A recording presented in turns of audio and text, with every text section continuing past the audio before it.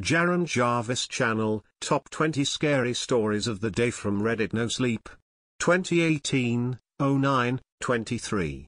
Story 1, my friend works as a detective, and he told me one of the weirdest stories I've ever heard. I have a friend that works as a police detective. We live in a small town, where it's really rare for something out of the usual to happen. Let's call this friend Gary, since he doesn't want me to share this story. I just can't hold it to myself anymore. Gary and I hang out sometimes. His job is quite tedious, because it's mostly just paperwork. The guy has a degree in forensic science, but it was rare for him to be assigned to an interesting investigation. The few murders that happened were mostly related to crimes of passion or robbery. Because of that, we don't talk about his job too much. A few days ago, Gary asked me if I was free to hang out. I had things to do, but he sounded quite nervous. We agreed to meet at the usual small bar near his house. The owner knows us very well, but he never tried to get into one of our conversations. After 10 minutes, I arrived at the bar, and Gary was already there, drinking a beer. "Hey, man. Everything good?" I asked him. "Sit down," he said. "I'm about to tell you something, but you need to swear you are not going to tell anyone about it." Agreed. After I agreed with him, Gary started to tell me about something he was working on. He was assigned to investigate the death of a drunk-ass homeless dude. At first, they thought it wasn't a big deal. Drunk guy walking alone late at night, not hard to imagine that his fate wouldn't be so glamorous. But something about that case was bothering Gary. He told me that the guy didn't die because of a heart attack, stroke or accident, which are the usual in those scenarios. What happened is that the man had committed suicide by hitting his head against a wall, multiple times. I asked him why it was weird, because maybe the guy had some mental issues and wanted to get rid of his life that way. But he told me that the guy had literally crushed his skull. Like when someone gets hit by a huge hammer in a gore movie. I was staring at him in silence while he explained to me how it was not possible for a man to hit his own head with such a force, and it was even less likely because he was drunk. I asked him if it was possible for it to be a murder instead of suicide, but he told me that everything indicated self-inflicted damage. I really doubt he would be wrong, because he always loved this kind of stuff, and solving normal cases was pretty boring to him. But for the first time, he was nervous because his self-esteem was shaken. He didn't want to accept that he couldn't solve the case. His superiors told him to just refer to it as a suicide and move on, because it was just a drunk nobody that died. But knowing him, he would never accept that. I told him to go home, take a shower and forget about it for a while. He agreed. We didn't talk for a week, but yesterday, he called me again. At 3 a.m., "Yo, dude. Can I come over? I really need to talk," he said. I was scared, but I agreed. He never did that before. 10 minutes later, he arrived. He smelled horrible and his face was the face of someone who hasn't slept for 3 days. I tried to ignore that and asked him if he wanted something to drink. His answer was, "Anything but alcohol, please. I need to stay sane." I then made him some strong coffee and slowly started to ask about what was going on. What he told me was one of the most haunting things I've ever heard in my life. I'm pretty skeptical, and he is a fervorous atheist. Judging by his state, I doubt he would be making it up or just exaggerating. He proceeded to tell me that he was investigating the weird case of the homeless guy alone. He went on to talk to other homeless people near that area. Some of them asked for money and didn't tell anything useful, others just ran away. But there was one particular man that gave him some useful information. He told me that this particular person was around his 70s and had a huge scar on his forehead and was wearing a crucifix necklace. When Gary started to ask the man if he knew something about what happened, the man held his necklace and whispered Bernard Barkley. My friend asked him what he was talking about and if he had witnessed something. The man looked Gary dead in the eyes and pointed to his own forehead and said, "No drinking. Bernard is watching. Jesus saves." The man then started to repeat that like a mantra, and Gary couldn't take anything more from him. but he had a name. Gary then went back to his office and searched on his database, but couldn't find anything related to Bernard Barkley. He then remembered that a lot of older archives weren't digitalized yet, since his superiors were not willing to pay for someone to do that. After spending around 16 hours looking at everything he could, Gary was able to find a small article about someone named Bernard Barkley. It was a 38-year-old man that used to live near where the recent incident happened. Gary thought he was about to solve the puzzle, because maybe this man had committed a crime before and fled. The article stated that Bernard Barkley, 38 years old, was indeed a murderer. He had murdered a man exactly on the same spot where Gary was investigating his case. The problem is that Bernard Barkley had committed suicide right after that. The reason was due to the fact that the man that Bernard killed was the same man that stabbed his wife. The individual, a known drunkard, stabbed Bernard's wife 20 times and passed out near her body. Bernard saw the scene and smashed the man's head multiple times against the wall, and went back home to take his own life by hanging himself. The date of the article, August 3, 1968. Gary went deeper on the investigation, just to find out another 3 similar cases, and all of them were related to a drunk person near the same spot.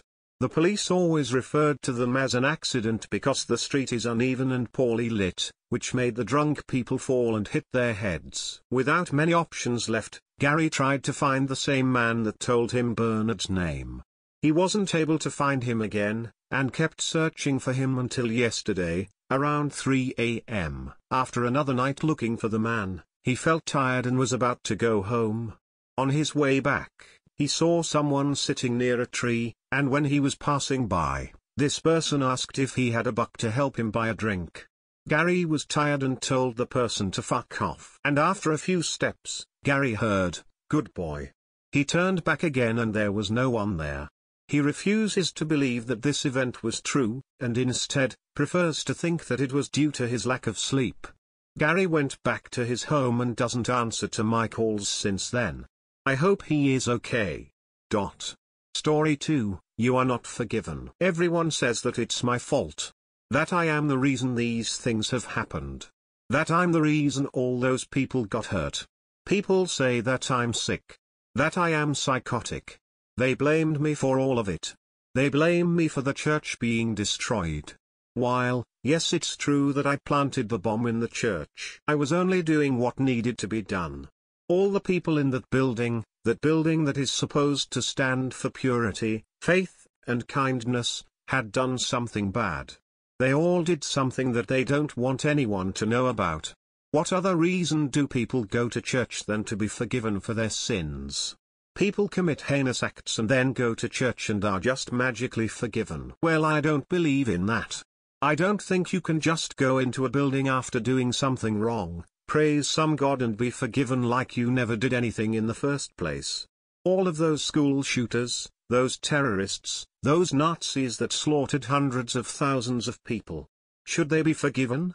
Do they get to be forgiven if they go and praise God? I don't think the victims or the victims' families would say yes. Most of them were probably religious in some aspect and believed that everything is okay because their God had forgiven them. Well, guess what? I don't forgive you. I don't forgive you for doing those acts that you think you have been forgiven for. Just because you ask your God for forgiveness, does not mean you are forgiven by the people down here on earth. The same people that can put a bomb in your building or can pull a trigger and end your life in a blink of an eye.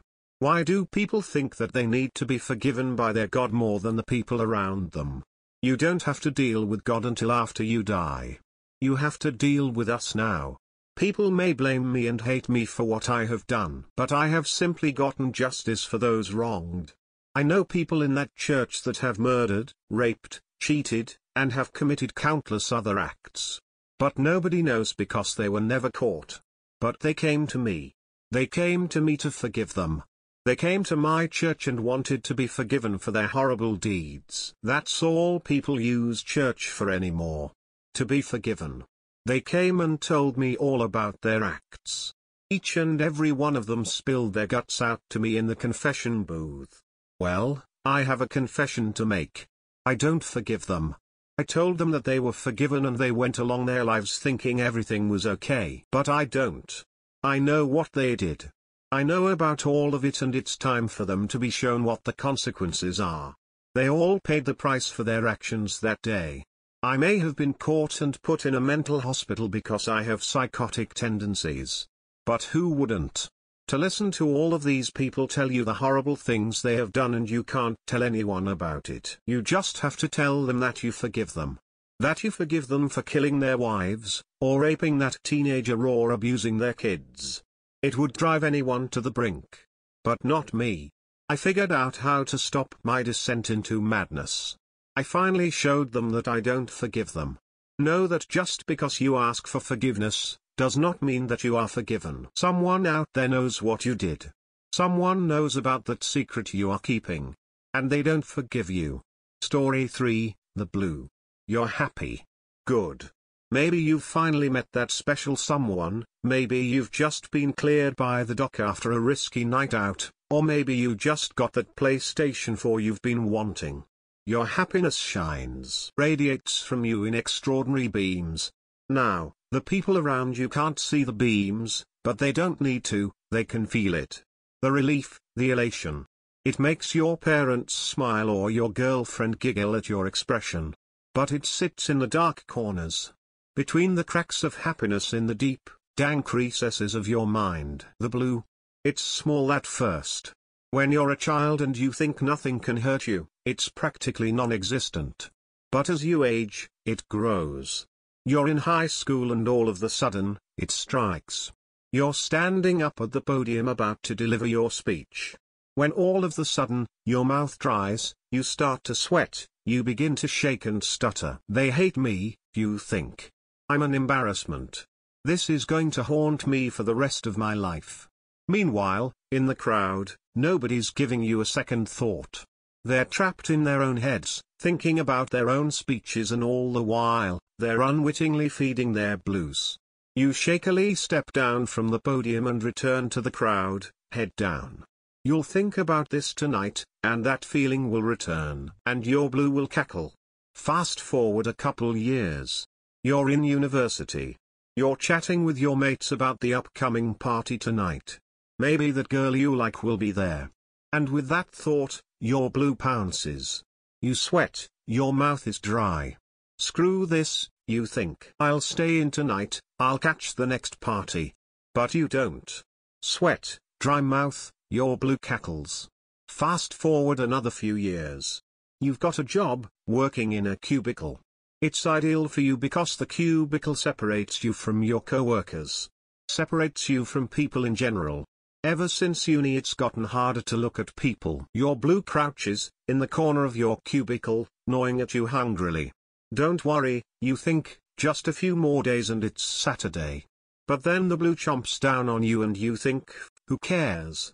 All I'm gonna do is sit in front of a computer like I do here, what's the point? But then, quite by chance, you look up and catch the eye of the pretty receptionist. She smiles, you smile. The blue with us. Fast forward a couple years. You got married, got help for your depression and anxiety, the blue has all but disappeared, life is good. You're walking to work when all of the sudden, you hear people yelling. You look over and see a crowd gathered at the base of a tall building. Some are on their phones, others are pointing. One woman's crying to everyone else. It looks like the man jumped to his death. But you've seen this before. You felt this before. He didn't jump. He was pushed. The blue cackles. Story 4, as a Marine, I too have seen weird shit in the Marine Corps. I was reading u/035 Nun's post about his experiences with weird shit in the Marine Corps. Figured I might share one of my experiences, of which I have a few. This was back in 2006 or 2007, our battalion was experiencing a rash of break-ins, at our ramp. Ramp being a fancy term for a tactical parking lot, where we park armored vehicles.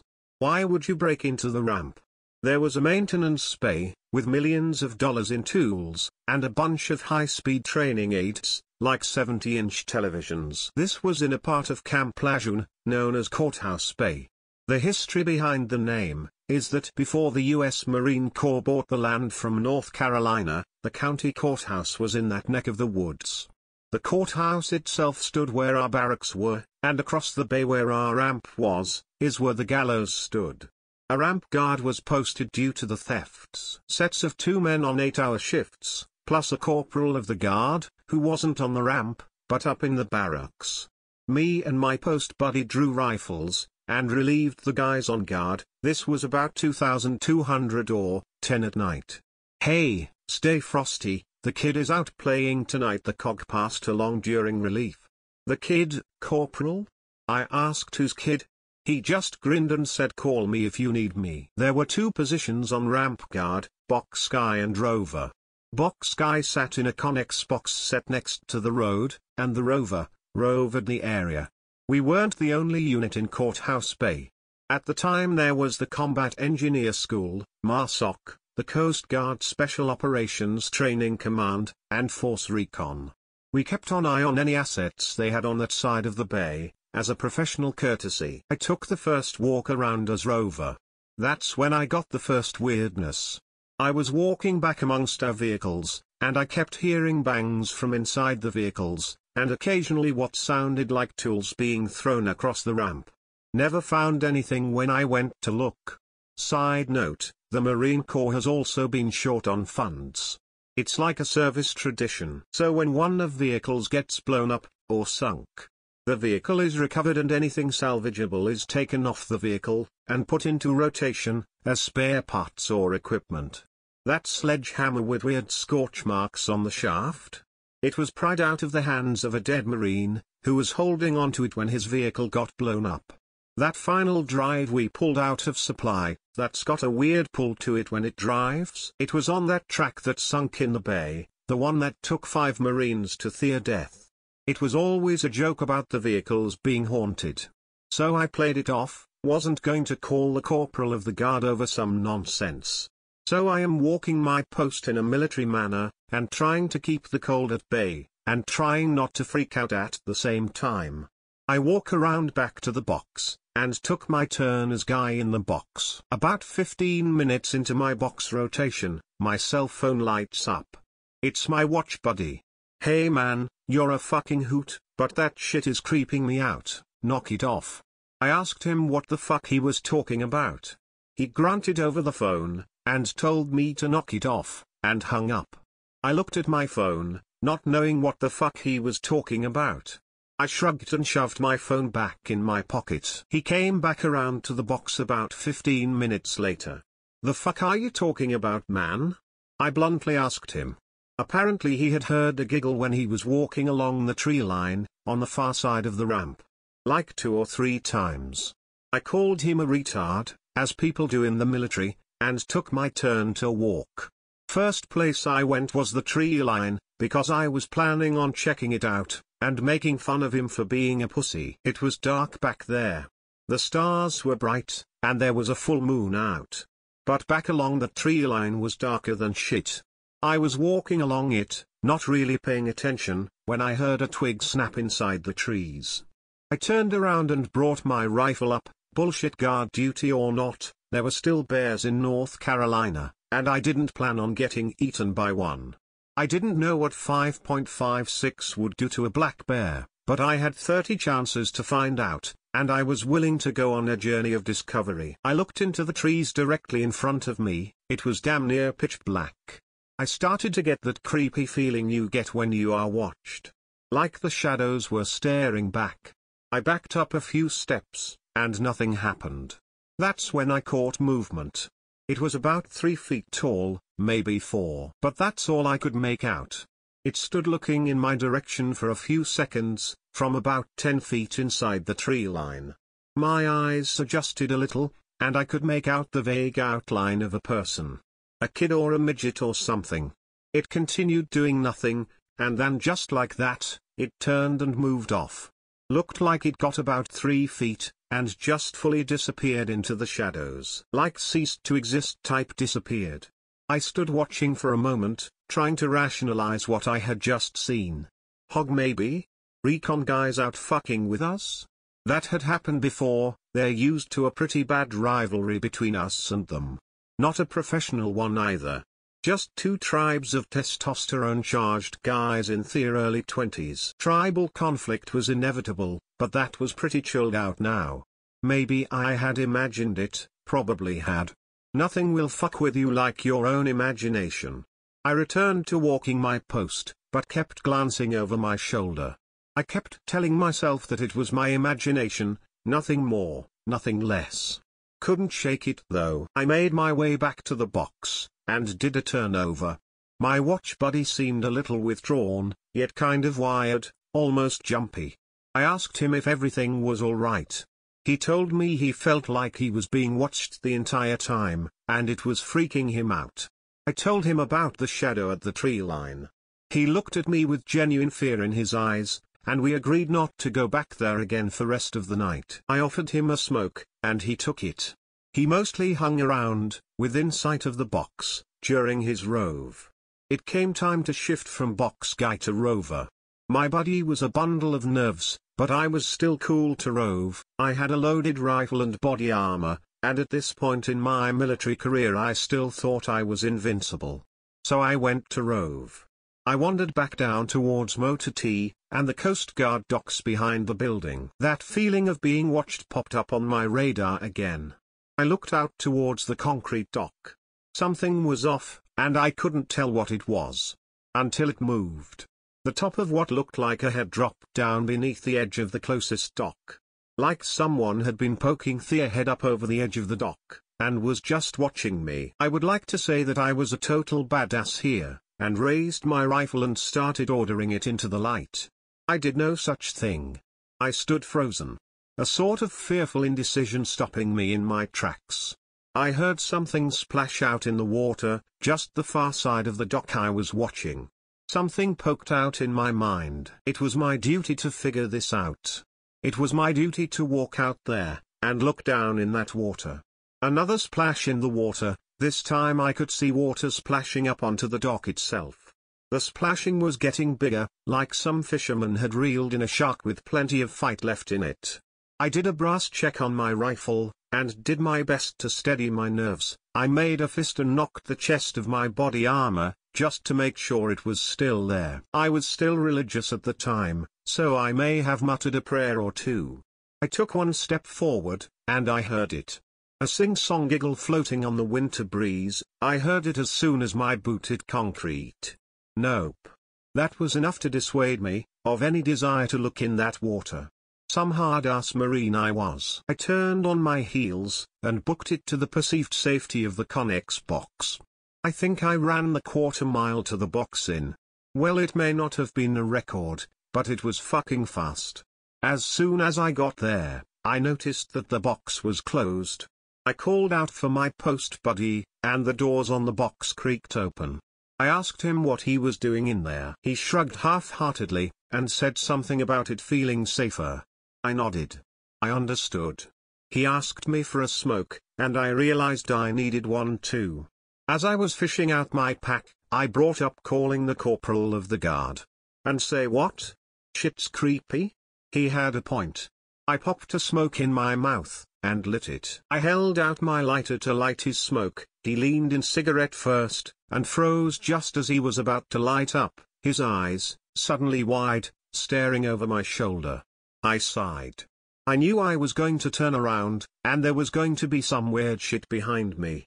I remember thinking, let's get it over with. I turned around, and there was in fact some weird shit behind me. It was a child, a little girl.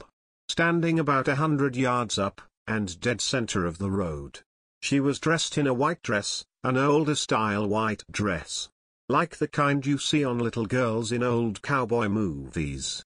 If you are thinking something along the lines of the girl from The Ring, I am sorry to disappoint, but she looked normal. Like she was pulled out of a Rockwell painting. Well, except for her eyes. Those were made of evil. I can't even describe them. They had no place in a child's head.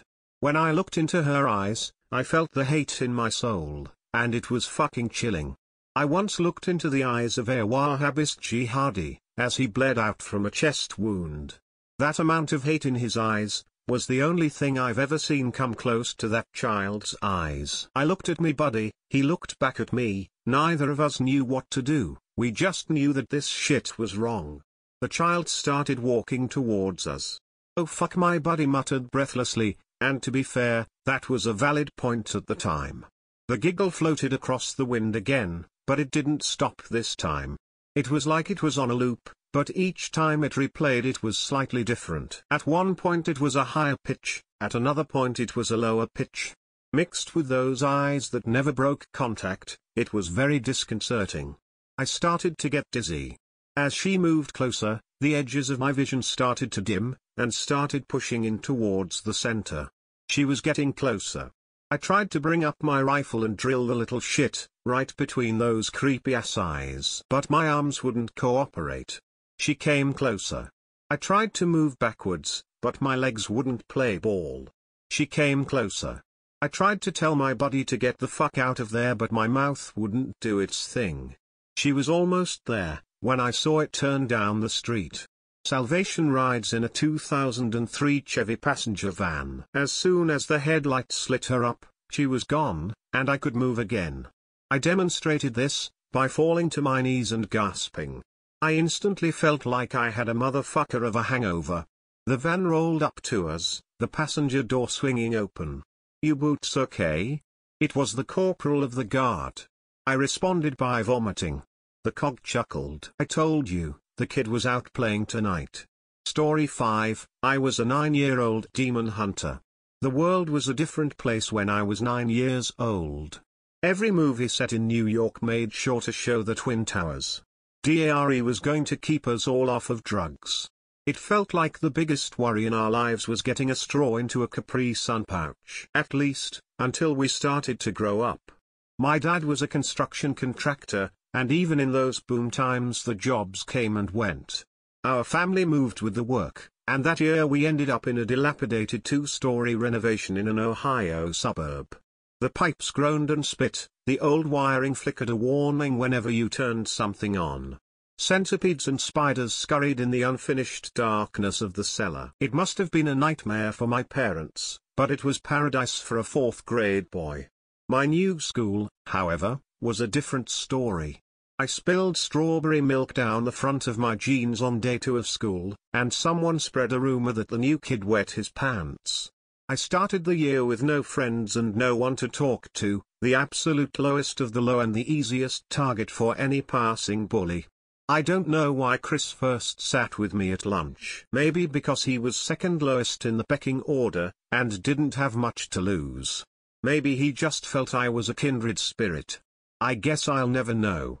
Chris had problems, but they weren't like mine.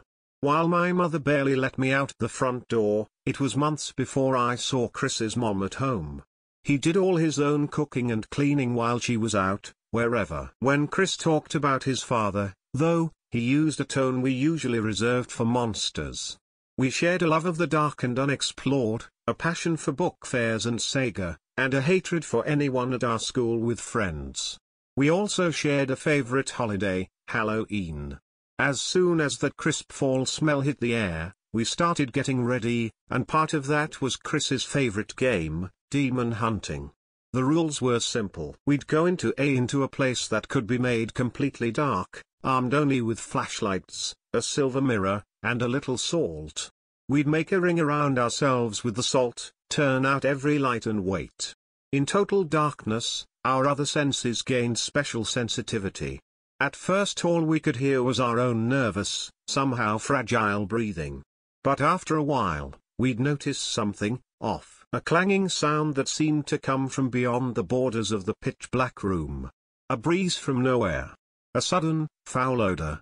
I laughed at this last one. The first time I smelt it I thought the mac and cheese we had for lunch had given Chris some awful farts, but as the smell passed by I heard a cough.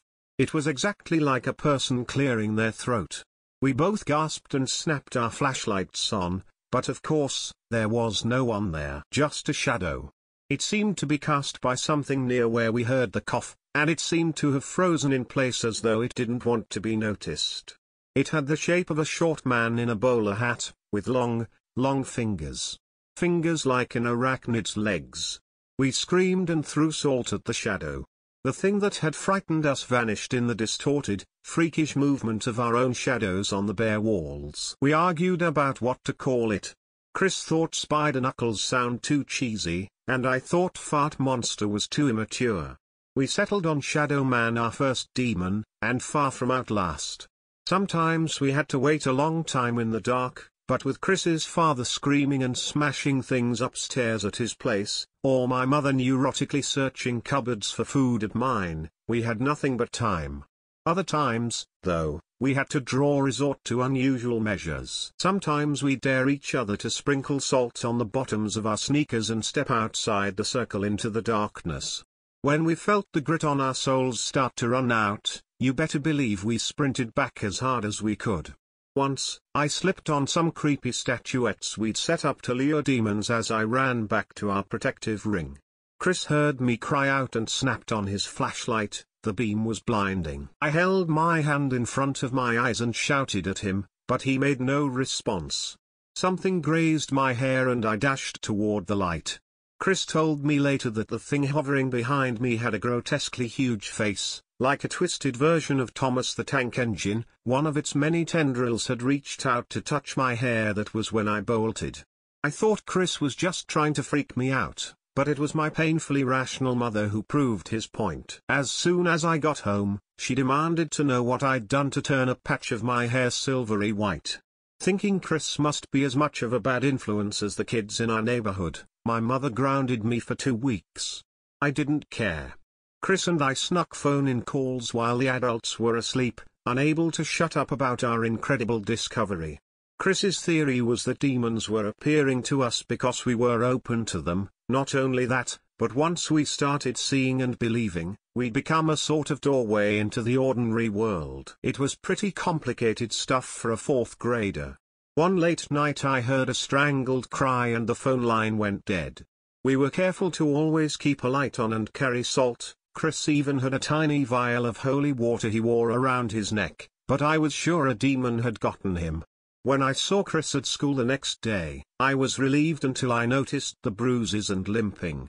He told the social worker he'd fallen down the stairs. He told me his dad had used the buckle end of the belt this time. It was around this point that Chris confessed to me the true reason for his interest in demonology. He believed that his father was possessed. If only he could gain some first-hand understanding of demons, he figured maybe he could help his old man. I loved him too much to tell him what I thought of the idea, but I still went with him on demon hunting escapades. For a while, very little seemed to change. We'd pretend to do our schoolwork, dodge the kids who called us freaks, and then get to someone's basement or shed or even abandoned building where we could practice our craft. By this time we had a cardboard ring of magic marked sacred symbols, we had tea candles, bits of silver, little bags of herbs. Chris wanted to build a light trap that would imprison a demon in the beams of 4 duct-taped flashlights. We were in deep. We saw Shadow Man several more times. He seemed harmless and mostly ignored us, although it was strange to see a shadow walk on its own. We also saw Puttyface, that was the name Chris gave to the thing that tried to touch me, which seemed a little more malevolent. It would lurk on the edge of our vision, and if the lights flickered or went out it would move closer. Sometimes I'd expect to turn around and see that huge, greasy grey face grinning behind me. I think I was more afraid of Puttyface than all the rest. We had several new encounters as well. On Halloween, we made a row of jack-o'-lanterns leading out of the woods. If we squinted just right, we could make out hundreds of ankle-high, goblin-looking things in our flickering candlelit corridor. We had to ditch the experiment when we heard the wild laughter of some older kids, who stomped carelessly through smelling like cheap beer and trouble. The leader, in scarecrow costume, was swinging a real hatchet around like a toy. I felt sure they'd hear our hearts pounding from where we're hidden in the bushes, but the only thing the scarecrow hacked apart that night was our precious pumpkins. It was like a cycle. The more we withdrew into ourselves, the more vicious the mockery and stares, the more they teased us, the more we separated ourselves from the world. Trying to avoid people put us in increasingly precarious situations. We were often trespassing, usually in semi-forgotten places far from any help, and our investigations became proportionally stranger. We surprised a homeless junkie under a bridge, and everyone involved ran screaming. Clouds of ragged black shapes rushed after us from the darkness under the bridge. We found a thing like a giant black and orange centipede on the ceiling of a half-burnt shed deep in the woods. In an abandoned distillery, we saw a man in a suit hovering just above the ground. His face shifted on the end of his crazy straw neck, as though there were multiple beings trapped in one. The main face seemed to be crying blood. It drifted towards us unnaturally fast, bringing a smell I can only describe as burning cow shit. That was the first time we'd heard, seen, and smelt of these apparitions. We got the hell out of there. We didn't even notice we'd left half our equipment behind. That was in early December, before the solstice, when things started to get really strange. Chris and I usually spent lunch somewhere we weren't supposed to be, beneath the empty playground equipment, in the unlocked art room with its tall glass windows and curious smells. We were both reading The Fellowship of the Ring, and we'd swap theories about what we thought was going to happen. Other times we'd draw cartoons of the worst bullies and cruelest teachers, talking trash we'd never dare to say to their faces. 1 week before Christmas break, however, I couldn't find Chris anywhere, not even in the new spot we'd found in the kindergarten coat closet. Worried, I called his house. It took 3 days before his mom picked up, hazy but irritated. Chris's dad had picked him up for the holidays. She didn't know when he'd be back. What, didn't she deserve a little peace for once? At first I was angry, couldn't he have told his best friend, at least? But the more I thought about it, the more concerned I got. Even when my parents were looking under the couch for change to buy Tylenol, I had access to our critical protections, salt, mirrors, and constant light. As far as I knew, Chris's father lived in a trailer in a swamp in western Kentucky. He used a gas heater in winter, and I wasn't sure if there was electricity. What about salt or mirrors? Snow fell, the flu began spread, and the school hallways took on that wet dog smell of slush on shoes. There was a rumor that I'd killed Chris, so at least I was left alone. My mother thought baking some sugar cookies might snap me out of my sullen funk, but other people just didn't understand. How could they? They hadn't seen what we'd seen. I was kicking my feet in the kitchen with her when I saw it, familiar-looking writing in goofy red crayon. I yelped and snatched it up, sending bills and junk mail flying. Forgot to tell you, my mom shouted over the sound of the oven, "Letter for you. Came last week." Chris was fine, great in fact. His dad left in before dawn to hunt, came back and drank a six-pack around noon, and slept on the couch until evening.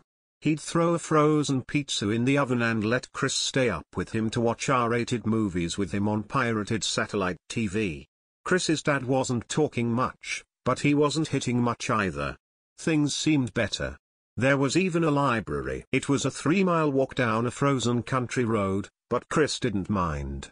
He had found some amazing books there, and he was going to try out some of the rituals they described. He told me he'd send an update every day over winter break, even if he had to write with stupid crayons. I only got 6 more letters. My parents tried to hide what had happened at first, but all it took was their hushed voices around the kitchen table late at night to confirm that something was wrong in our tiny world. I crept down the stairs one night, avoiding the creaky spots, and watched the 10 o'clock news from behind the doorway. The police, of course, blamed Chris's father for the disappearance. Chris's social worker had a file that was Bible thick. It turns out the father wasn't even supposed to be near Chris, let alone have custody. I knew what Chris's dad was capable of, but to my young mind there were other forces at work. Under my sheets with a flashlight, I drew a route in highlighter on an old AAA map from my house to Chris's return address. I filled my backpack with granola bars, extra clothes, and camping equipment, determined to go find my friend. It was easy to imagine Chris miscalculating, staying too long at the library, walking home along the slushy deserted country road, the darkness closing in. I left around midnight the next night. Salt in my pockets and silver around my neck, I kept close to the streetlights as I trudged down deserted suburban roads. The drivers behind the headlights that sped by between midnight and dawn must have had bigger problems than a kid with an overstuffed backpack and flashlight on the side of the road. I kept my eyes down while I passed the junkies in downtown Cincinnati. I faked a smile for a security officer when I crossed the bridge that took me over the sludge-brown river into Kentucky. I was wearing the Kmart gloves my mom had bought last winter, but a little while before dawn I realized I hadn't felt my fingers or toes for a long time. A gray line that I figured meant sunrise was growing in the east, and lights were flickering on in the dead brick eyes of Newport, Kentucky's apartment housing. A sign for a Waffle House appeared like an will-o-wisp, and I followed. I set my pack down, famished, and ordered a hot chocolate with hash browns. The moment the waitress looked at me with those big, world-weary blue eyes, I should have known she'd call the police. I was home and in the biggest trouble of my life within an hour.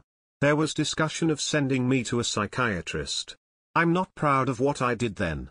I was already considered a weird kid, and the idea of doctors probing and prescribing terrified me, especially since I knew well my family could afford none of it.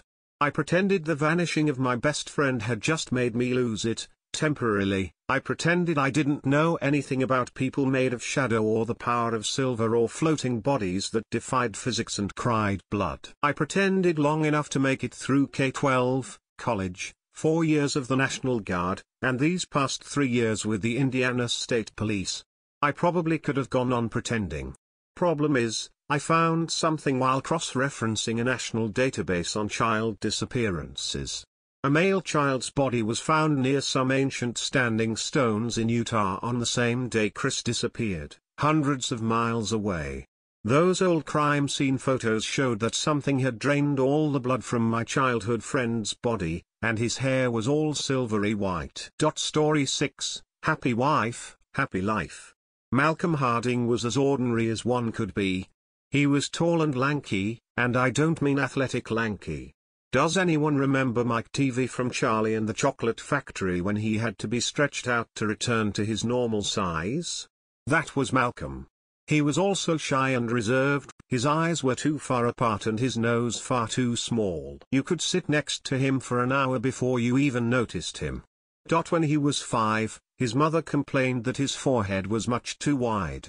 As Malcolm grew older, it only grew wider. When he was 10, his father mentioned to his mother that maybe Malcolm would start taking an interest in sports and eventually make an athletic team.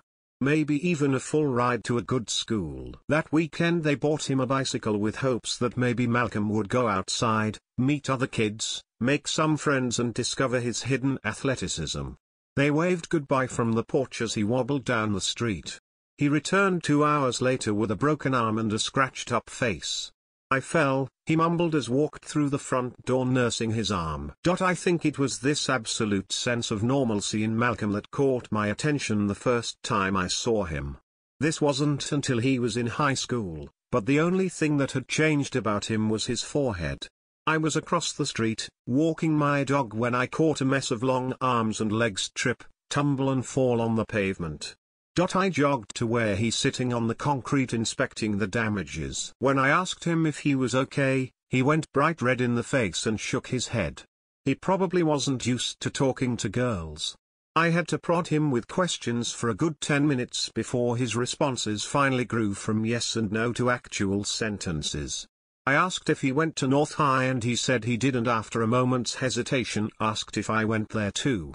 No, I got to Notre Dame Prep, I said. Oh. That's lame. After a few seconds of awkward silence I asked if he wanted to walk with me.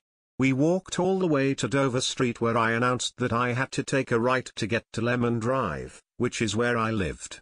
I repeated that 3 times before I said goodbye to make sure that he understood I lived on Lemon and that he was free to use that information as he pleased, especially if he decided to turn up on Friday night. I wouldn't be opposed to the idea. I also told him I liked bowling. Malcolm's response to all this was to stare at the pavement and nod his head. That Friday he showed up at 7 p.m., dressed like he was going to a job interview. My mother found it both adorable and hilarious, and she later mentioned to me that she knew in that moment that Malcolm was a keeper. I joked that I knew he was a keeper when I saw him trip over nothing on the pavement. My father didn't care to share his opinion, but as far as my father went, that was a good sign, because if he did not approve he would spare no words to let me know. That was when we were both 17. It's been 25 years. Malcolm and I are married now. We have 2 kids. He's a great father. I went on to get a degree in engineering while Malcolm took over his dad's business. Our friends joke that I'm too good for him. I think we balance each other out like yin and yang. Don't get me wrong, he has his flaws. But as clumsy as awkward as he is, there's me, organized and calculated. He's actually a goofball on the inside while I'm more of the disciplinarian. Our kids know that too. But despite all this, we have a good home. But that's not why I am writing this. You see, Malcolm never went on to achieve anything great. Don't get me wrong. He did a good enough job running the business, but he was just making enough to not be considered a failure. He didn't add anything new, he just kept it afloat. Heck, he didn't even change the inside of the store, everything was from the 80s and he liked it that way. What I'm trying to say is, he was not the kind of person to take action and do bold things. But that doesn't mean he didn't regret that. Every time I got a promotion at work, I could see his eyes lose a little bit of their spark. Every time his best friend Dave expanded his business, Malcolm would go quiet for a few days. He'd sit in the leather armchair in the study and stare off into the distance, his eyes glazed over, seemingly lost in thought.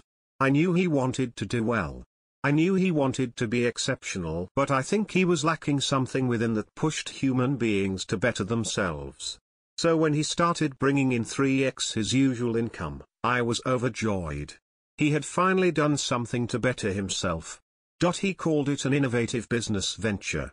Some buyer in Madison needed some goods delivered from where we were.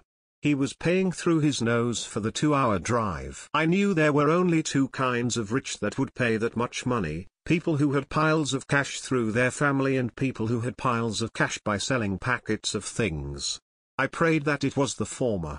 When I asked Malcolm what he was driving to Madison 3 times a week, he said it was antiques for a serious collector. I never saw the goods myself. They only left the back room at the store when Malcolm drove them. After 6 months of this new venture, we had upgraded to a better car. After a year, we were living in the most expensive part of town. Malcolm was now bringing in 20x his usual income plus perks. His original client had referred him to some friends and things were never the same for us. I started to get suspicious when I wouldn't see my husband for days, and when he came home looking exhausted and I asked where he had been, I never got a straight answer.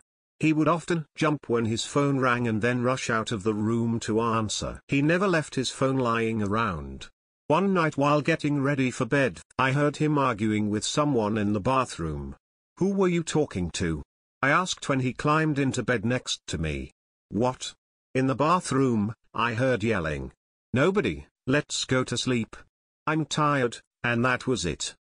Then I found a lock of red hair on one of his shirts. I am a brunette. My first instinct was to pack up my things and leave, but then I decided to be more rational. I needed more evidence. I wasn't just going to leave my family, my home. Sure, he made more money than me, but he barely had time for us. While he was out there with this red-headed bimbo, I was raising the kids. He hadn't been to a single school play or soccer game in the last 8 months. He just doesn't get to keep everything while I walk away. No, I needed to find more information on this wench trying to wreck my family. And I'd do anything to fight. Anything. Like I said, I am the cold and calculated one. I locked myself in the bathroom and cried for the better part of an hour. Once it was out of my system, I knew what I had to do. I carefully devised a plan for how I would set things right. I had supported Malcolm for 25 years, and this is how he repays me? In all this time, I had never thought less of him for not going to college. His awkward, dorky nature made some people press their lips together, but I found it adorable. Heck, in 12th grade I even told Todd Brotzman to leave Malcolm alone, otherwise I'd make sure his girl Janine knew all about his adventures with the cashier from the pharmacy. I think that was the first time I had threatened someone. But I did it because I loved Malcolm and he needed my help, and because you protect the ones you love. And now, as soon as he was gaining his independence, this is what he does. I knew he would be home the next day. All I had to do was to wait for him to fall asleep and I would be ready to do what I had planned. I spent the rest of the evening making all of his favorite food. The next morning I picked up his favorite bottle of whiskey and some other supplies I needed. I needed everything to be normal. He couldn't know. I knew I could pull this off. I just had to pretend this was another presentation at work, put on my fake stage smile, and it would be over in a few hours. But on the inside, I was unhappy. Deeply unhappy. I had thought the saddest moment in my life so far had been my dog. Zoe had passed, but this was far worse. Malcolm came home bearing gifts. He felt guilty for missing our son's soccer game the past weekend. We sat at the dinner table, chatting and laughing, like an image from a Hallmark card. It made me sick to my stomach to think that he could look me in the eye and be normal. Like nothing was wrong. I think in that moment I lost a little bit of respect for him. Soon 9 o'clock rolled around and we put the kids to bed. It was getting close. We were sitting on the sofa in the living room, watching a rerun of some show he liked. "Do you want some whiskey?" he asked, cradling the new bottle I had got him. "Yes, I could use a peg." He got up to go get ice and glasses from the kitchen. 9:15. "Hey Stacy, do you know why there is a half-eaten burrito in the fridge?" he yelled. Oh, that was Tommy. He couldn't finish his pre-dinner snack. His phone chimed on the coffee table. The sound nearly gave me a heart attack. Malcolm never leaves his phone lying around. I couldn't help but look. A text message from an unknown number. "We'll be ready for you tomorrow evening. Usual spot." That bitch. Malcolm. You bastard. 9:20. "Geez, he sure eats a lot for a 12-year-old, he chuckled, handing me glass. I sipped my drink, but I was barely present. My ears were ringing. He chatted on about work and how happy the buyer was that they got the goods to him on time. Might even give him some new referrals. I became aware of the clock ticking in the background. The minutes seemed to drag on. 10 p.m. Finally. I could hear him snoring softly next to me. I looked over at him sleeping peacefully, blissfully unaware that I knew. The lights from the TV cast a fluorescent glow on his face, and as I sat there watching, the amount of hurt magnified a million times and stabbed me in my chest. I had only been angry till now, but in that moment I realized the intensity of his betrayal. Carefully and silently I made my way to the kitchen, picked up his keys from the counter and made my way to his car. I climbed in and started driving downtown. The drive shouldn't take more than 15 minutes at this time of the night. As rational as I wanted to be, as calm as I had initially thought I would be, my heart was racing. This was the moment I had been waiting for. This was the first part of my plan. I would be back home by 11 and be done by midnight. Adrenaline pumped through my veins as I drove down the dark street, my headlights cutting through the black, illuminating the road ahead. My heart was beating so fast that it reverberated through my head and echoed in my ears. I slowly counted down from 10 and took a few deep breaths. Dr. Patel said that I should do these exercises every 40 seconds if my anxiety ever got too bad. He called it the square breathing technique. As I turned onto the main street, I could feel my heart slow down, but I could still feel my heart beat in my ears. It was only when I was waiting at a stoplight that I realized the low, muffled thumping wasn't coming from me, it was coming from the car. I panicked and pulled over as soon as I was on the other side of the intersection. I took out my pocket knife and steadied myself. It was coming from the trunk. Thump, thump, thump. I jumped out and went to the back, knife in hand. I wasn't particularly strong, but I also didn't want to keep driving. I popped the trunk expecting the worst. Malcolm stared back. Story 7, this is how she quit her addiction. I just really dislike the whole consuming culture in the world, and I would really like to stop doing it altogether. It's not easy, I admit, but I believe it's all because of what we've been taught. We don't know anything else, so we can't see ourselves not doing it. But it's important to remember that we don't have to give in to giant companies that are destroying our planet and buy their products. The power lies with us, the consumer. If we don't do what they want us to do, then they can't keep destroying the planet. I have tried quitting my addiction, yes, it's an addiction, before, but I always gave in after the end of day 2. I know, I'm so weak, but I really want to do it. It's really difficult because you start to miss it really bad. You feel empty and it's like you have withdrawal symptoms, which you actually do because this is a proper addiction. But I've heard that you can get rid of it altogether if you go cold turkey for about 3 to 5 days. I'm going to give it my all this time, and I'm going to write in this journal about how I'm going to get rid of my addiction once and for all, so hopefully I can inspire others to do the same. It will be all my ups and downs, so you know what to expect if you do the same. Wish me luck. Day 1, 1:34 p.m. It has been about 1 day and 4 hours now. I decided to just start. Going quick helps me focus, and I hope it will help me get rid of my addiction quickly. I do start to feel something coming, like the first stage of missing it and longing for it, but it will pass. I just need to stay distracted. Some of my friends who managed to quit their addiction always said that if you're distracted, almost nothing will stop you. It does get hard towards the end apparently, so I'm going to do my best to save some distractions until then. Something that has worked amazing for me before when I tried to quit was sleeping.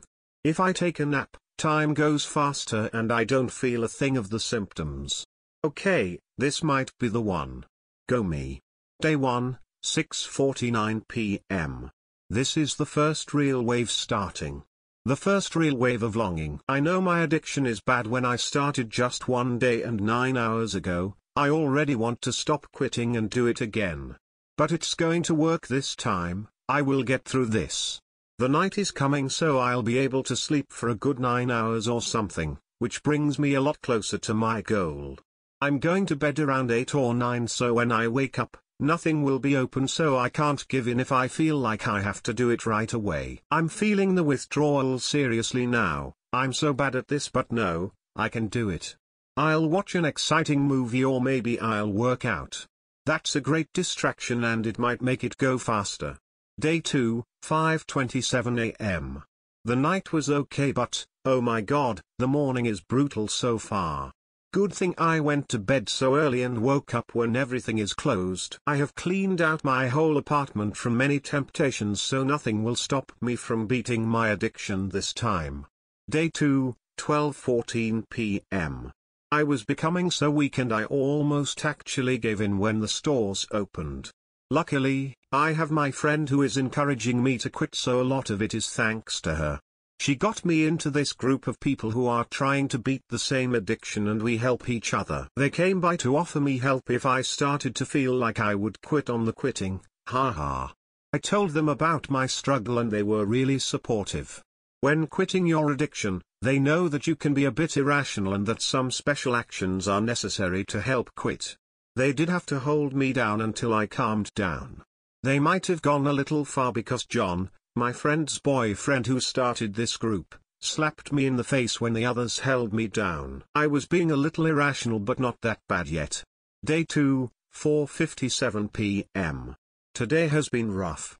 I'm feeling my withdrawal symptoms bad. 1 day and day after I decided to quit. That is just sad, but it's a good thing that I decided to quit. I am having some mood swings and I feel how my opinions change about pretty much everything when I'm not giving in to my cravings. I'm starting to feel that my friend is an asshole for convincing me to do this, even though I know this is for the best. I froze all of my accounts and gave away my cash so I wouldn't give in, but I'm starting to get creative trying to find money to spend on my addiction. John assigned me a guard. He says it's for the best because I'm about to go into the stage where I will do anything to get my fix. The guard gave in to the addiction right before he came here. That's so mean because I can smell it on him. All my senses are heightened when I'm on my ups and I can tell exactly what he has done all day. He's been giving in to his addiction all day because he has to watch me for a while. Fuck you, John. Day 2, 10:54 p.m. This is not going to work. I'm crying as I'm writing this. I need my fix. I can't do this. I have to stop. This is fucking insane. John and every one of his friends are crazy. This hurts. I need something. My body is screaming for it with everything it has. I need to get out of my apartment and get some. I might be able to get some if my guard falls asleep tonight. I have to wait until tonight, but I really don't want to. I can't raise suspicion or he will make sure he doesn't fall asleep. I will get out of this apartment. Day 3, 4:23 a.m. I failed. I couldn't get out. The guard fell asleep and I tried to get out, but I'm so weak that I accidentally fell into my bookshelf as I was walking past him. He pinned me down until I passed out, and now it's in the middle of the night and he's totally awake. I'm not going to be able to get out. This is happening. I can't believe I got myself into this. What is everyone going to think? Well, I'm not there yet. I will try again. Day 3, 8:51 a.m. I've come to peace with it. This is what's going to happen to me. It's going to happen today, I can feel it. I've used all my energy and it's going to happen today. I want to say that I love my mom and I loved my dad, rest his soul, and my brothers. They all knew that this was bad and they were right. I'm so sorry for everything I've done. I can't write anymore, I'm done. Day 3, 3:45 p.m. It's done. She did it. She quit her addiction around 2 p.m. today and the world is a better place thanks to her. Now, future generations will be able to live in a better world with more resources. She saved what would be her food for someone else. She made the ultimate sacrifice. We will get others to stop using the planet for their own selfish reasons. Stop eating and save the planet for the plague that is consumerism. John. Story 8, Stan's Funhouse. When I was young, maybe 9 or 10, I loved going to Discovery Zone and Chuck E. Cheese. This was around 94, so these types of places were super popular. There was this one place that I always loved to go to called Stan's Funhouse. Cozily nestled between a Burger King and an old Saab dealership, it was a place I loved going on Saturdays with my parents. The basic layout of the place was typical of these giant play place type businesses. There was a ball pit, some arcade machines, and the biggest tube maze I'd ever seen. The place's mascot, Stan the Goat, would regularly patrol the halls of games, greeting kids and having pictures taken. Something about Stan unsettled me. The costume was not very padded, unlike most mascot suits at the time, almost like a real goat. And the smell, I simply can't describe it. It smelled sickly sweet, like garbage on a hot day. Stan's Funhouse was also a restaurant. They served burgers, French fries, all typical American food items. I never liked their burgers. They all had this off taste to them.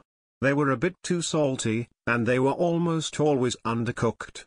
Now, there's one thing I forgot to mention in my initial description.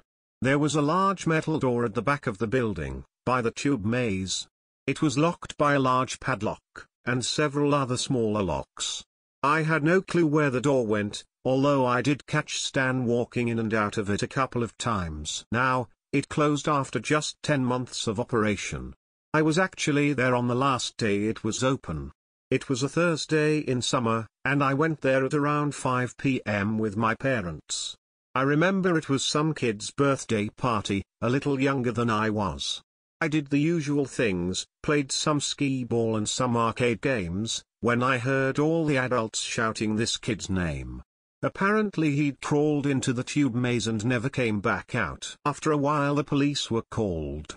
They searched for a few minutes, and afterwards they ordered one staff member to open the big metal door. The staff member, a skinny man in his 30s, pulled out a knife and attacked the officer before being gunned down by the 2 other officers. My parents practically picked me up and ran out of the building after that.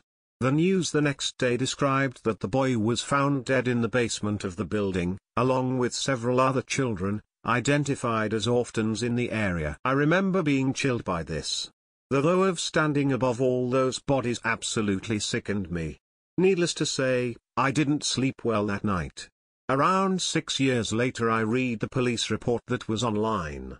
Apparently there was a secret trapdoor inside the tube maze the staff used to drop orphans into the basement, only to kill them to worship some pagan god, knowing the children would not be missed. The day of the incident they accidentally left the trapdoor open, and the birthday boy was taken in instead. Two things about the report in particular disturbed me greatly. The first was the presence of a meat grinder in the basement. It took me a while to put the pieces together, until I realized exactly why those burgers had that off taste. The second was that the Stan suit was never found. They checked everywhere but never found it. They questioned all the employees but they never said where the costume was. I'm currently writing this after a series of disappearances in my hometown. A bunch of people my age are going missing around me. I recognize them as they were all kids who went to my elementary school, and who I met with that terrible Thursday. I personally think it's all just coincidence. Now if you'll excuse me, I'm going to my kitchen to get some Lysol. There's an awful sickly sweet smell coming from my closet. Story 9, The Bone Grubbers. A few days ago, something strange happened. Right now it's my half-term break from college. Originally, I had just wanted to spend the time in my room, watching TV in bed and vaguely glancing at essay assignments. But as I'm a great niece, with a £50 bribe, I'm helping my aunt and uncle move instead. They're not moving a great distance, the new house is a little further up the mountain than the current one. So my uncle is carting everything up and down in his small blue car instead of shelling out for a moving van. We tackled the kitchen appliances first. The toaster, kettle, bread maker, set of 5 blending cups, plus other essentials, we chucked loosely into some banana boxes. The bigger stuff however, was hard work. Wedging the oven into the back of the car was easy enough but unwedging it was a fucking nightmare. I strained against the thing for a good half an hour, going at it from different angles but I couldn't get it to budge. I got hot, frustrated and in a final effort, I booted the back of it. My uncle roared about me having to replace it if I broke it so I gave in and went back up to the empty house. I made us both a cup of tea and we strategized about how to get the hulking thing out of the tiny car. We considered shoving a bit of loose timber underneath and shimmying it out but the scraps of wood we found in the back garden were all too thick.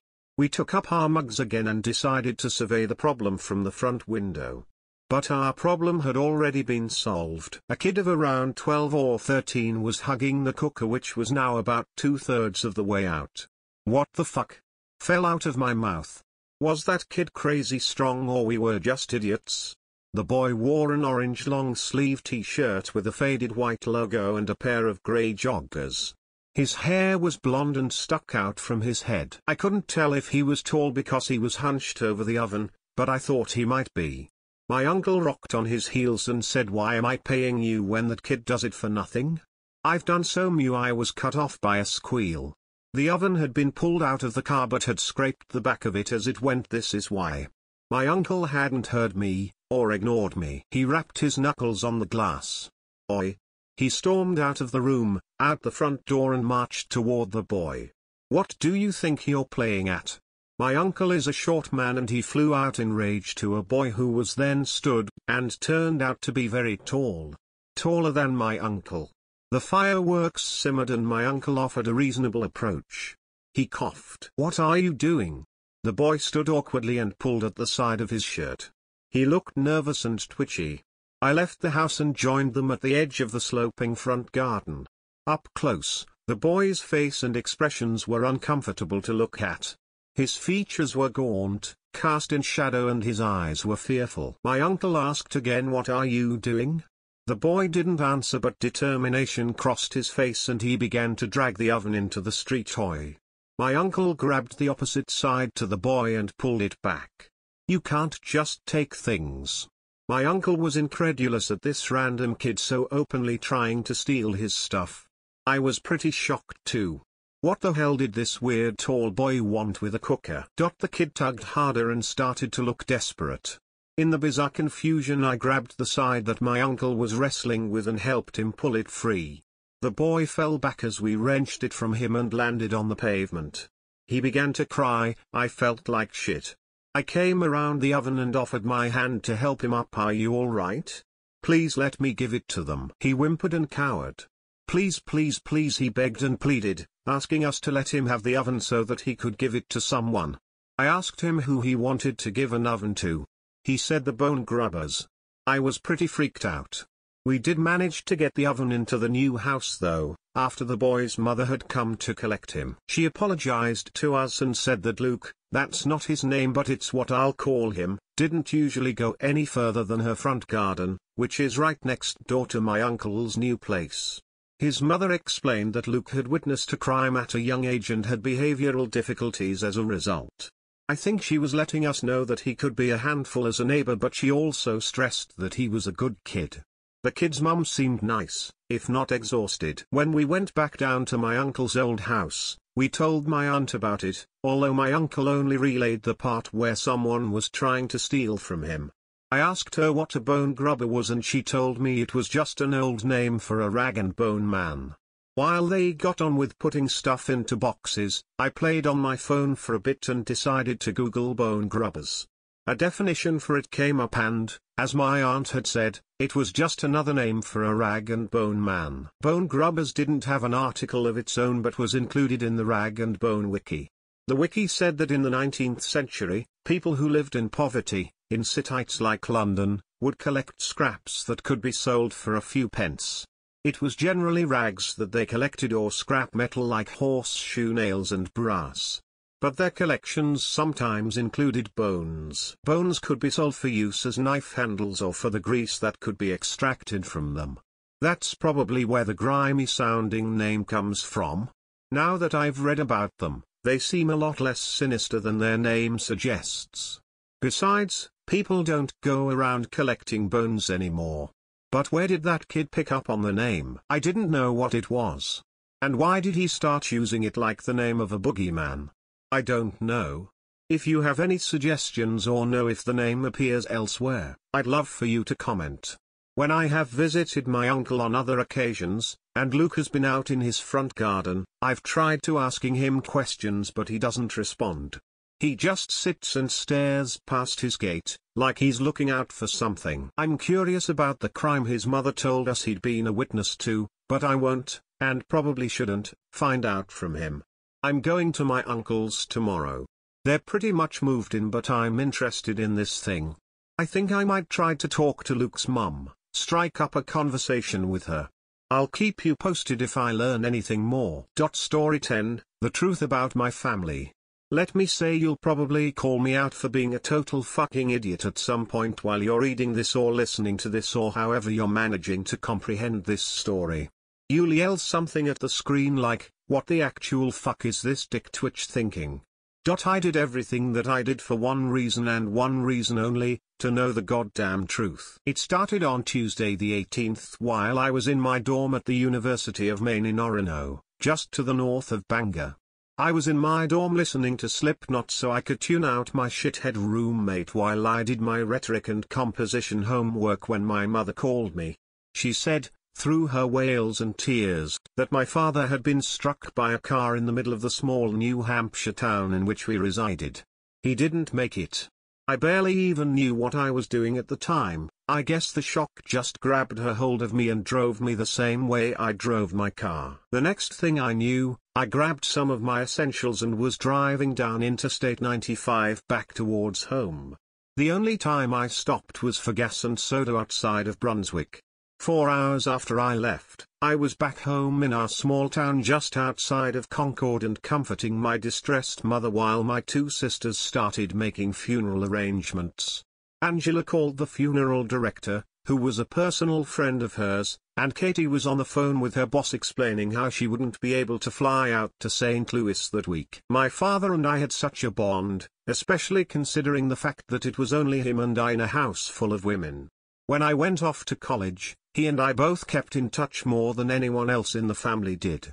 Now that he was dead, I was the man of the house. I went up to my room and bawled my eyes out for at least an hour, if not longer. Eventually, I had to send out emails to my professors explaining how I wouldn't be showing up to class for a good portion of time, and all of them understood and sent their condolences. I sent these out early Wednesday morning, as I was too grief-stricken to bother on Tuesday. I spent the rest of the day helping Angela plan the funeral and meeting with people to try and give Dad a proper burial. Thursday morning, I was the first one awake. Or at least, the first one to go downstairs. I spent most of the day calling Dad's friends to tell them they should come to his funeral. I had an especially long talk with his sister, Nance, about how we'd try and make sure he'd have a certain casket that matched his father's.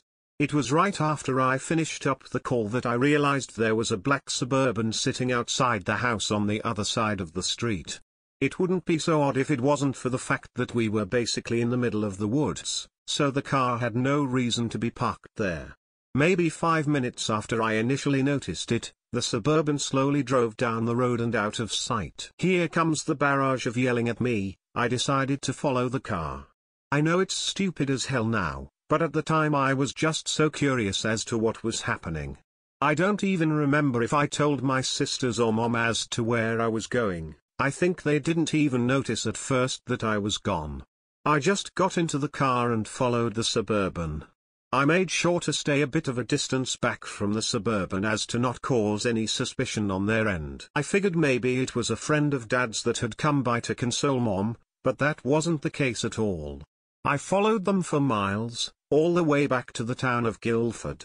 They pulled into the movie theater parking lot where two other black Suburbans had converged. There were multiple men in sunglasses and tuxedos standing around like the cliché CIA villains in a spy movie, or maybe I have the wrong movie reference. You probably get my point. I quickly proceeded to feel my heart sink into my ass as I turned onto Route 11A and drove back to Laconia. Once I was in downtown, in front of hundreds of witnesses, I pulled into a CVS parking lot and freaked the fuck out. Who were those men and what did they want with us? Someone knocked on my car window, hard. I looked over to see one of the said men in tuxedos and sunglasses staring right back at me. He gestured for me to exit the car. Here comes more yelling. I did just that. When I got out, I asked in a squeaky voice, "Can I help you?" He pointed at the Suburban parked perfectly behind my car so that I wouldn't be able to get away quickly. "Son, you're gonna wanna get in the car. Don't wanna have to make a scene, but I will if you don't just follow the boss's orders." I could have shit enough bricks to rebuild every building in Boston from the Revolution. WH. Why do you need me? I stuttered. "Just do as I tell you," he grunted. I walked over to the car. He opened the back door and I got in. He then got into the front seat and pulled out of the parking lot. "We'll have someone bring your car back to your house. It's probably safer than leaving in the middle of such a dangerous city." I was confused by this. "Laconia isn't dangerous." "Not yet," he said. We drove through the city. I felt my stomach knot as the brick and glass buildings turned to houses and then into trees. We were clearly going somewhere where I'd be buried in an unmarked grave or dissolved in a drum of acid. "Who do you think I work for, Mr. Burley?" the man asked. I shrugged nervously. I don't know. Maybe the CIA or the FBI? "Don't be so nervous," he said in such a terrifying, monotone voice. "You're in no danger whatsoever, your father made us promise that. However, we can't guarantee the safety of the ones you love. Your friends Evan and Darren, your ex-girlfriend Jill, and your father didn't say to ensure that nothing happened to your sisters." I didn't know how to respond. I simply asked the question anyone in my pickle would. "What are you talking about? Your father made us promise that you and your mother would be safe. He never said anything about Angela or Katie." We quickly pulled up to a rusty warehouse atop a thickly forested hill. There was a black town car out front, and a woman in a pantsuit stood beside it. "You might want to call your mother and ask her about your father's death." "What?" I asked, completely taken aback at the comment. "Do it," he said in a commanding voice as he put the car in park. He stepped out and approached the woman in the pantsuit. I pulled out my iPhone and called my mom. "Tate, "Sweetie, where did you go?" she asked. It's a long story. You said Dad got hit by a car, right?" I asked. "Yes, why?" she asked, clearly still grief-stricken. "Where did he get hit?" I asked. "Like in what part of town?" "Yeah. It was a bit up the road from the elementary school. By Mr. Hansen's old house." Then a question popped into my head that I knew the driver wanted me to ask. I asked it, even though I already knew the answer. "What kind of car was Dad hit by?" Mrs. Johnson said it was a black Suburban, like the ones that are always in the president's convoy. I felt sick. I felt physically ill, like I was going to throw up and shit myself all at once. "Okay, thanks Mom," I said as I hung up the phone. I got out of the car. "You killed my father?" I screamed at the man. "Nathan," the woman said to my driver, "calm him down, there are people living down the road who might hear this." Nathan walked over to me and said, "Your father had to die for our cause. If he didn't, there'd be a major problem. So you fucking ran him over?" I barked. "Look, Tate, can we get inside the warehouse so that you know exactly what is going on before you jump to all these insane conclusions?" He and the woman in the pantsuit guided me into the sizable warehouse. Inside, there was an almost office-like setup. I gave Nathan a dumbfounded look. "What the hell is this?" I asked. "It's our operation," Nathan explained. "We're not the enemy here, Tate. We are the ones fighting the real enemy." A large quantity of illegal drugs ranging from cocaine to opiates to hallucinogens has been coming out of a dying pharmaceutical company in the southern part of the state. We checked it out and it looks like there's a major connection to one of the most dangerous branches of the Mexican cartel. The kinds of people who would stab a child in front of their parents so the parents could watch them bleed to death. We're trying to control the situation before it gets completely out of hand. I was puzzled by this seemed like something the government would be handling. "So you are part of the government?" "Yes," said the pantsuit woman, "but I'll guarantee you've never heard of us. We're called Axis. Doesn't stand for anything, it's just what we're called. I am Marcia, and I am leading this division of Axis. This is the same division your father worked for so many years. All the times he said he was a criminal justice attorney, he was really working for us. Now, do you have any questions before you start? Why would there be drugs from the cartel up here in New England? And did you just say that I'm about because they're making their way to Canada, and this is one of the easiest routes?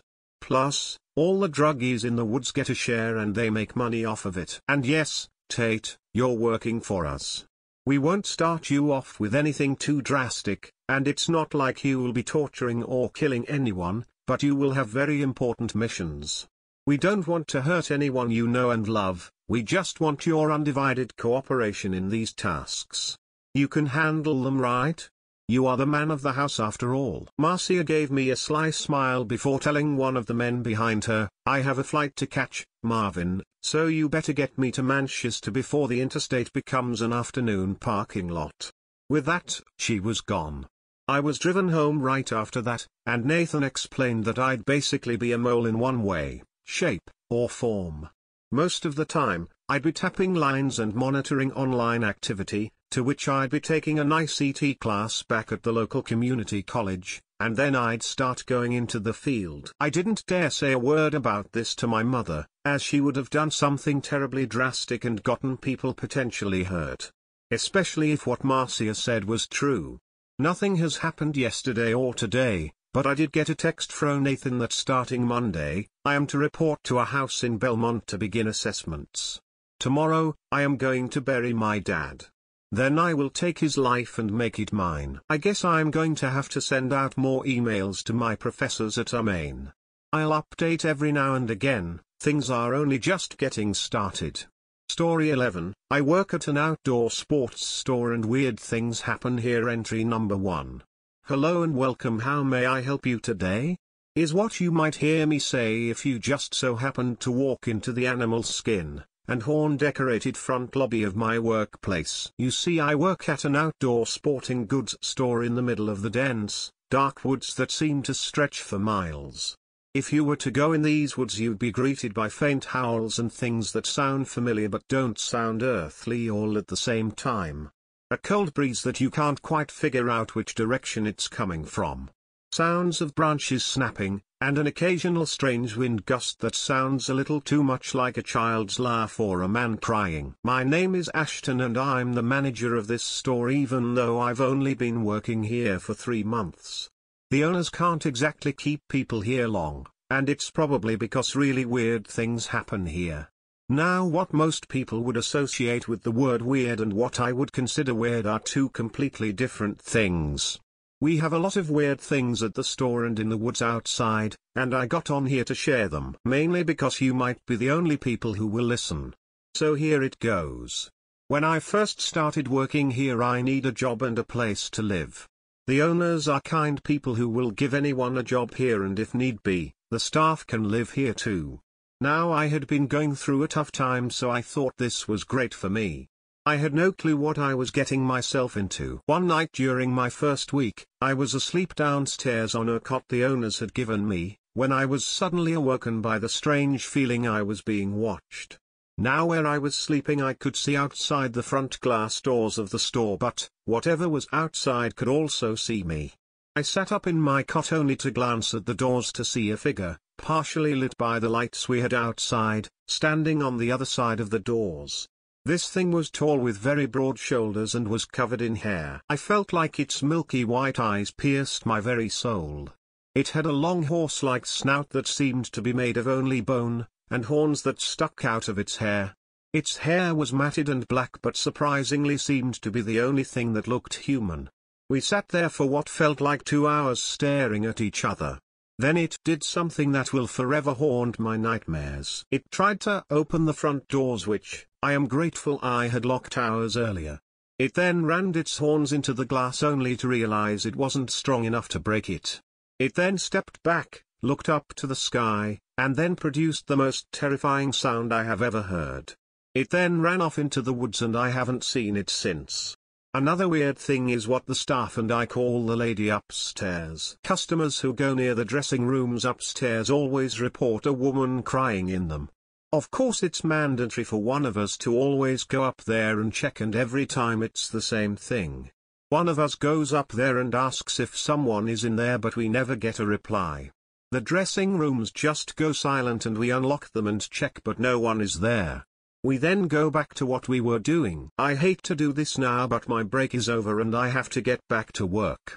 I'll tell you more later and I'll also tell you about Stan. So this is to be continued.